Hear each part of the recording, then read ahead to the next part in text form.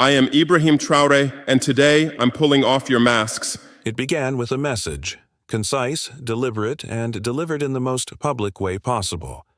Ibrahim Traoré, president of Burkina Faso, stood at the podium during a packed African Economic Summit and issued a warning, not to a terrorist organization, not to a militia, but to a sitting head of state. His words were aimed directly at Israeli Prime Minister Benjamin Netanyahu, and they came with a countdown. You have 72 hours to apologize, or Africa will respond. The hall froze. A ripple of silence swept from the front rows to the press balconies. Cameras clicked. Delegates shifted uneasily. This was not a diplomatic misstep. It was intentional. It was calculated. And within minutes, it sent shockwaves across the globe. So, what triggered this? Why would one of Africa's most defiant leaders issue such a public ultimatum?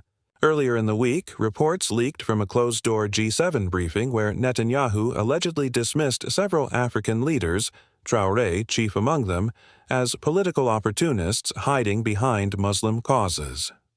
Multiple journalists and diplomats later confirmed that the private remarks were even harsher. Words like primitive, naive, and theatrical were used to describe Africa's reaction to Israel's Gaza campaign. When those comments went public, African social media erupted.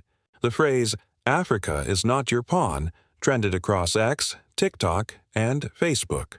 But Traoré remained silent. No tweets, no posts.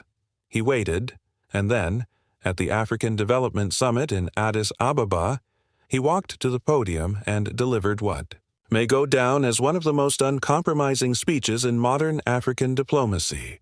No nation has the right to insult another's dignity behind closed doors, he declared. No leader should call Africans naive for caring about human suffering. He paused, looked directly into the cameras, and continued. Mr. Netanyahu, this is not a game of alliances. This is about decency. You have 72 hours to apologize, or you will no longer be welcomed by this continent. Not in trade, not in diplomacy, not in history. That was the line. No threats of violence, no call to arms. Just a unified political hammer, backed not by a single nation but by a growing chorus of African voices long weary of being dismissed. The West could not spin it.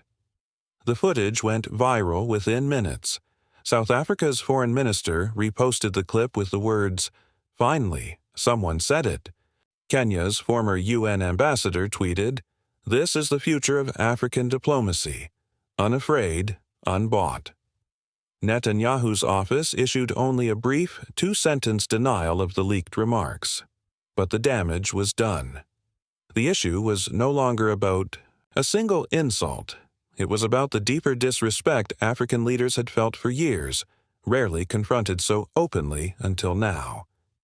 As of this broadcast, Netanyahu has less than 48 hours left to respond. Traoré has not spoken since his speech. No press statements, no clarifications.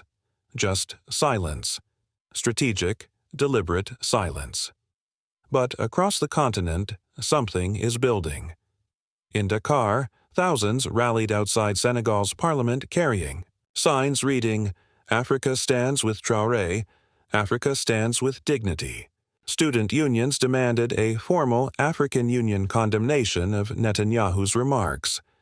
In Lagos, a mural appeared overnight, Traoré holding an hourglass with the words beneath it, "Respect Africa, watch the clock." This is no longer just a dispute between two men. It has become a continental referendum on how Africa sees itself and how it demands to be seen. And what makes this moment particularly striking is that support has emerged not only from Muslim-majority nations, but also from non-Muslim leaders, who frame the issue not as religion, but as respect. An aide to Ghana's president told reporters, "We may not agree on everything, but we are tired of being patronized." Traoré voiced what many of us feel.